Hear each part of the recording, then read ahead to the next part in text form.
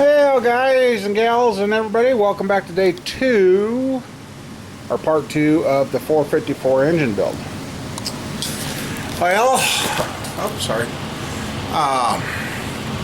Talked to you couple of you guys. That's a good job. And then one guy reminded me, you know, not everybody has everything like some people like me have to build these motors. And what I'm referencing is there was guys saying, well, why don't you explain to them how to check your end gaps with your pistons? I said, well, I got the tool. Well, thought I had the tool. I do have the tool. This is a file fit handle set gauge for easy gap. I don't know if they're made anymore or not, but what the problem is here, I'll show you. This is for 4-inch to 4060 bore, so I'm like, oh shoot. Well, it almost falls in there. See, it's too much. So I don't have the tool after all to do this. There's info if anybody wants to check them out, see if they're still around. Huggins Enterprise, P.O. Box 89, P.O. Box 890, Enfield CT 06083. I don't know. Anyway, there's that. So we will have to do it the old-fashioned way with the pistons and that. On that, so sometimes you got everything, sometimes you don't.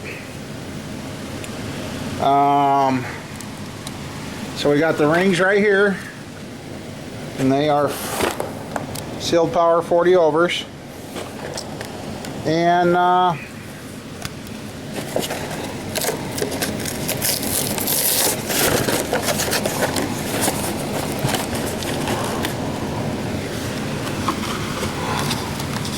oh, nice. The box has been beat around, so okay. Let me see here. Hopefully the rings are okay. Huh. Oh.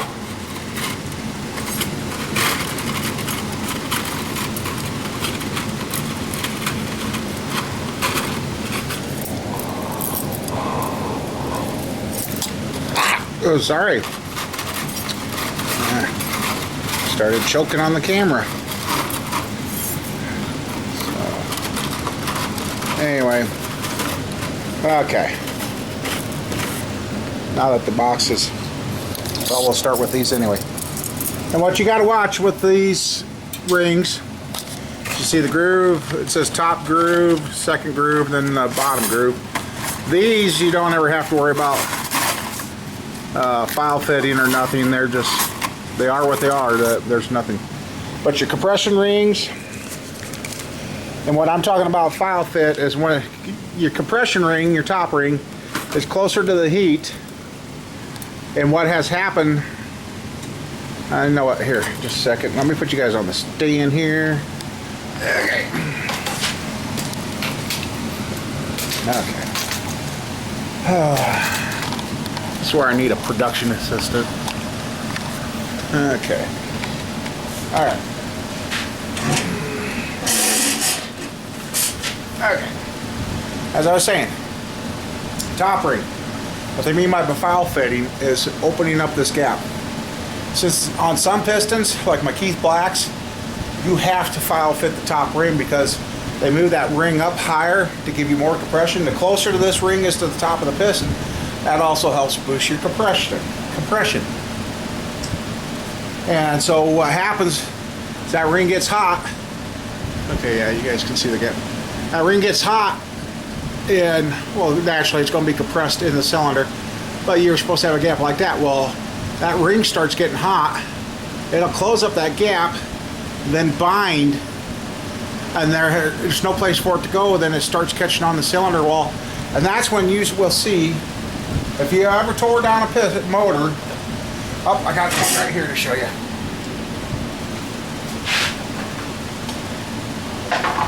The last one I pick up now.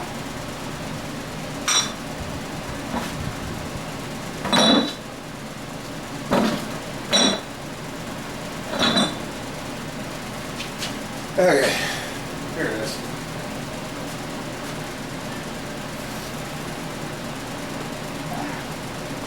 Okay.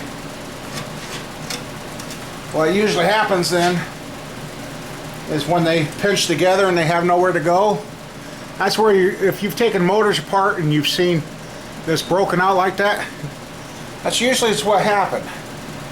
Is that ring pinched together and it had nowhere to go, so it grabbed the cylinder wall, and all the weakest link after that is this aluminum. I mean, you don't have much aluminum on some of these pistons, and then it just peels it off.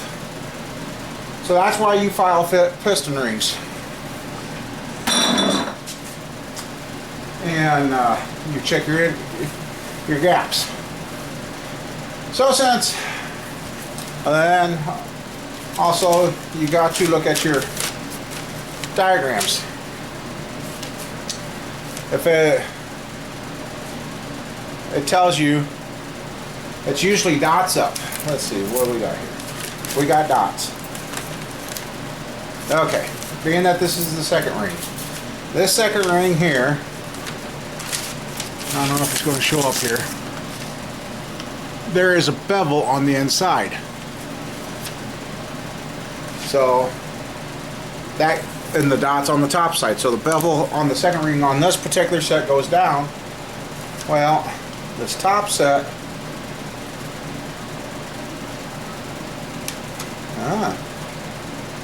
this top set, there is no markings.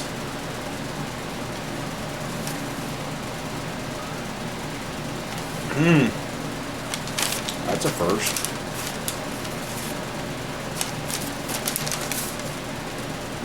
Wow. Okay. I guess this top ring,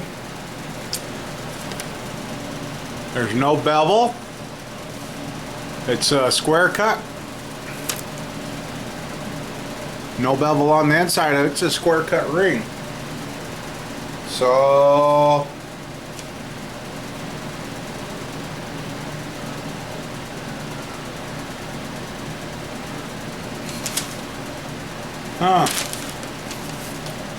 that's a first for me. Okay. Anyway, if this had a bevel, and it didn't have the dot, the bevel would go to the top, because that way, as the compression comes in, it helps spreads the ring out. And if you put that bevel in, as it pulls down, it's going to let oil by. So, okay, that's interesting.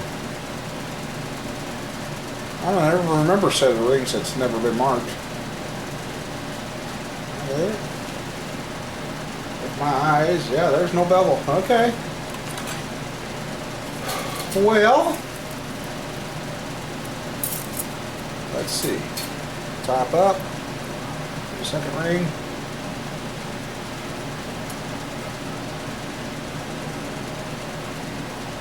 Ooh. I don't know how much we'll put together on this. He's got these rings that tight. I hope he...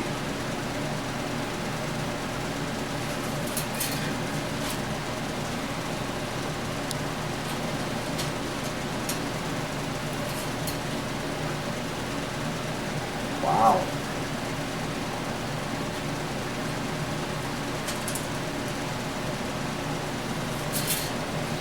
Anyway, I'll go ahead and get these all in there, and then I'll show you how to use the piston to set these, and then we'll go back and we'll get out the... Now's when I'm going to get out the paper and pencil and start recording everything. There will be a paper trail of everything done on this motor, and yeah, he's got her... Oh, he's got her a little tight, I think, but we'll check the clearances here. So I guess I'd rather have her tight instead of not too big. I mean, yeah, if we always had to, we always could stretch it a little bit. Bringing it back down the sides, that's a way expensive job. So, alright. Okay, this motor is making me really think. It's going to be kind of hard to use this piston because I thought there was more of an edge right here for the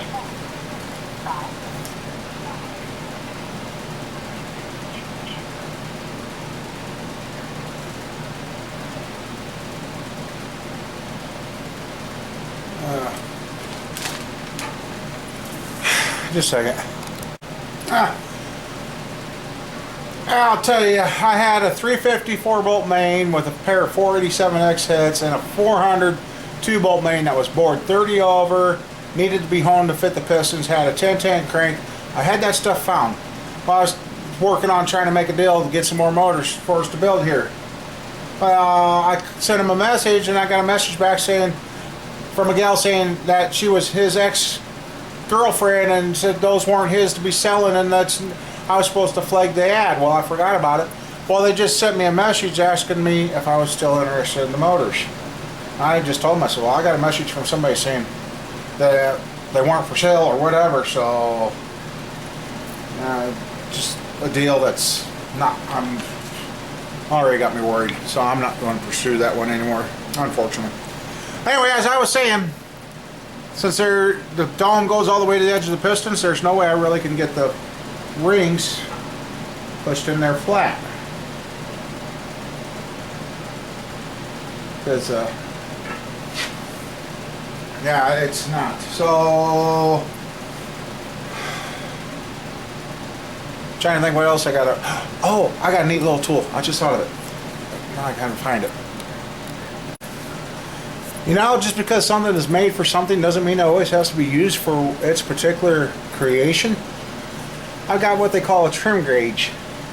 This is used for setting the reveal around your door casings and that and whatever else. I just got thinking, you know what? I set it at a 1/2 inch. There's no reason or rhyme why I picked a 1/2 inch. Now,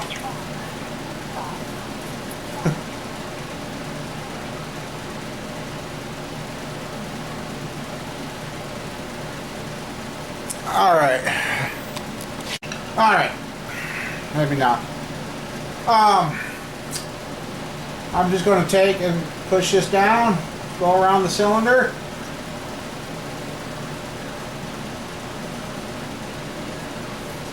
And there is what we end up with. They are nice. Let's see what you guys are seeing. Nice, flat, level. Now I can check the ring gap. So, see, it's up there. And then we just come in here. Run it up to that one. Oops. Yeah, might not be the simplest thing. Oops, sorry.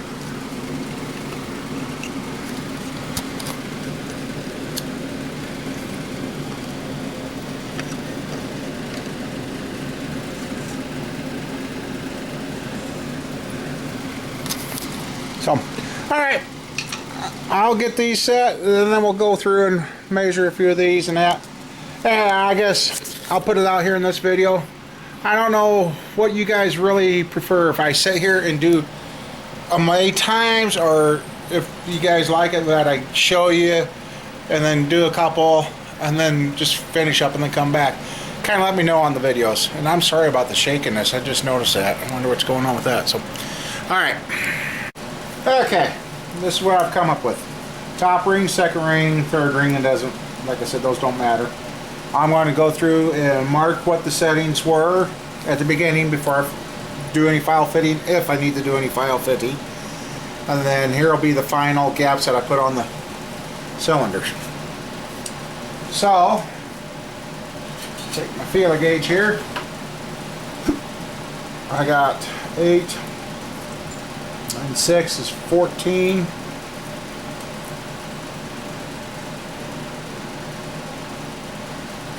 Just a little. So 14, let's try.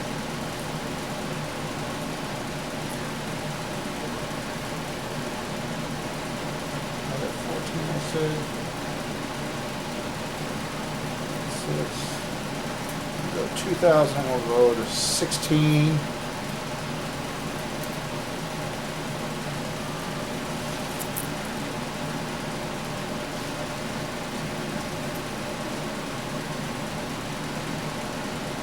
Okay, if you guys could see this, on the inside of the ring, 16 fits. The outside of the ring, it's very tight. So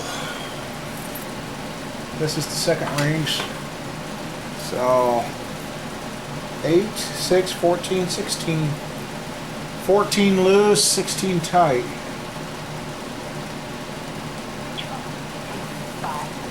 Sorry about this.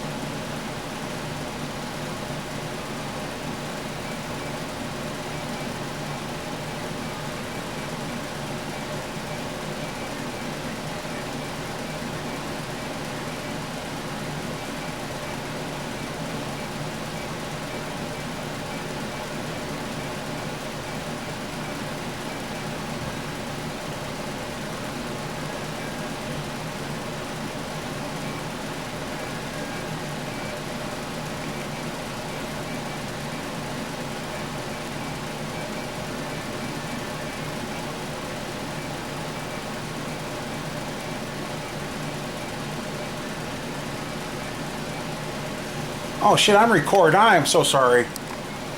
If I remember, I'll cut off, hopefully cut off the last part of the last segment. I am so sorry about that. If you guys only knew what I was got going on behind me. So, okay, we're at 16. 4, 8, 6, 14, 16. Let's see what cylinder number 3. Yeah. Okay. 16 don't want to go.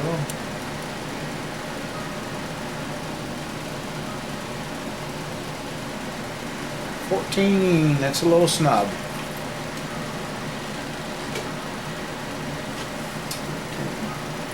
I found some stuff online that I want to print off that would make it a lot neater recording, but I guess they're my notes, I'll understand them. Okay. This one here again, the inside half of the ring is nice and loose, the outside half is tight, and that's 14. I'll put a little note there. Okay, what's number 7?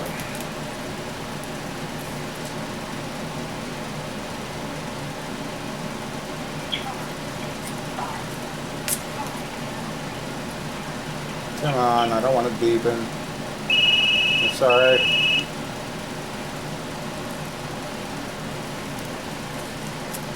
Again, that's 14, and that's tight. So that's what you gotta set and go through. And I think to store these rings so I don't get them out of order after this, because once you start file fitting and that, you can't move the rings from cylinder to cylinder. For me, what I'm just going to do, I'll push them down out of the way. I'll put the compression rings in, and right now my head is going a million different ways. I may not work on this anymore. When you're doing this, you really got to pay attention to what the hell you're doing. These little brief interruptions here.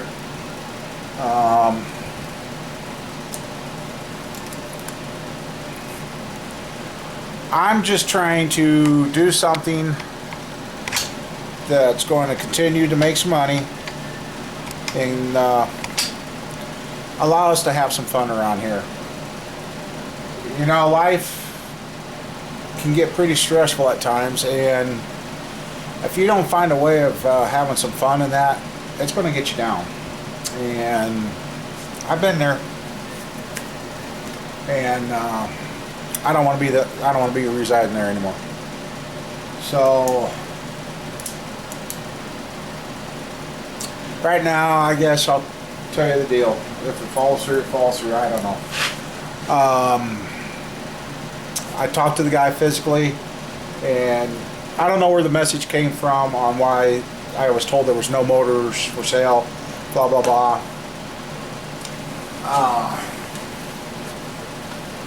The guy called me back. He's got a 354 volt main with a pair of 487X heads. I said that. And there's a 400 with a fresh 1010 crank and a fresh 30 over bore that has not seen a piston yet. It needs to be finished honed. And then he goes, well, I've got another 400 block. I'm like, oh man. Which he is throwing in with the deal for free. It's a virgin block. Hasn't done nothing with it yet. So that's 3 engine blocks, a pair of heads, and one 1010 crank. He wants $450 for it. All. Yeah. So part of me in the back of my head, I told him I'm sorry, but when I got that message saying that there was no motors for sale, I just forgot about it. He goes, oh shit. He says, no, couldn't have been for me. So I really don't know where that message come from, and I went and looked, and it's there. So, but he's got them, and he's like, dude, he said, that wouldn't have been my girlfriend. So I'm like, okay, well, interesting. So, yeah. So my head is, I'm kind of juggling things around on what can I sell to come up with the rest, or what can I do to get the rest, to get these motors, because right there, that 400 block, being that it's already machined and ready to go, that's worth what he's asking for everything. So I guess I really don't know if this is going to be a part of true 454 part 2, and I'm sorry about this, but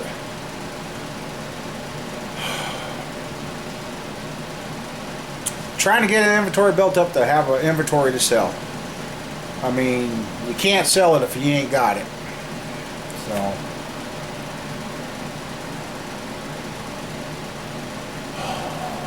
anyway, I'll go through, do this, and if I do any more, let's see. I'm just sorry about it. Okay, here's what we got for the top ring, the compression ring.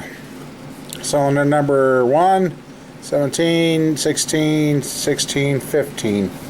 Cylinder number 2, 16, 17, 16, 16. Now, compared to second ring, 1 to 1, I got 16 on that one. 3, it's 14 versus 16. And then 16 over there, and then 14, 14. But the top, and look at here, 6 and 8 matched, 4 didn't. That, so there's the info that I've got so far on the motor. And this is just probably going to be a short, little, sweet video today. So yeah, I got to go home, do a little researching on these pistons, because the paperwork has gone to what these pistons came with. That's the only problem with my buddy not bringing me the stuff to take it to the machine shop. There were some notes and paperwork I needed to see, and since this is not a stock rebuild, yeah. So, and like I said, I went and got sidetracked, all because of something else. So I don't know. You guys are thinking I'm nuts. But, you know, if I'm going to try and be selling motors, I got to have them here to sell. I mean, I already had one guy, I thought I had a motor, but then the machine shop took so long that I lost him. So So gotta have them here, or have the blocks here and ready to go, and say, okay, well, you want to build one? Hey, okay. So yeah, I guess this ain't a true part 2, but it's more. I mean, all these steps add up to one, when I'm done, one very nice motor. And I actually like to get my hands on some new parts cleaner and wash the piston rods off with, because he must have sprayed everything with an oil or whatever. And I don't like that, because that oil pulls dirt, dust. So, and like I say, when working on these motors, clean, clean, clean, clean, clean, and then clean some more, and then clean some more, and you'll be good to go. So, oh guys, this is going to be a short day.